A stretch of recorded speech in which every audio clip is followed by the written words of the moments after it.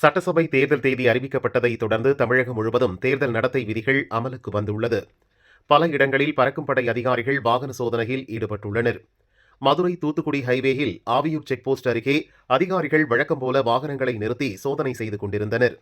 அப்போது மதுரையிலிருந்து திருச்செந்தூர் நோக்கி புதுச்சேரி முதல்வர் ரங்கசாமியின் கார் வந்தது. அவரது காரையும் நிறுத்தி அதிகாரிகள் சோதனையில் ஈடுபட்டனர்.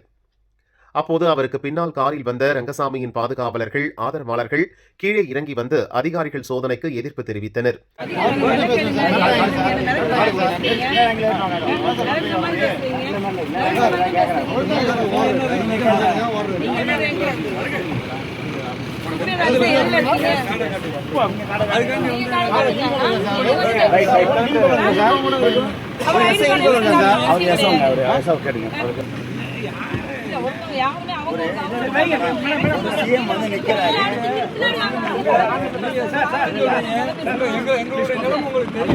இதனால் அங்கே பரபரப்பான சூழல் நிலவியது.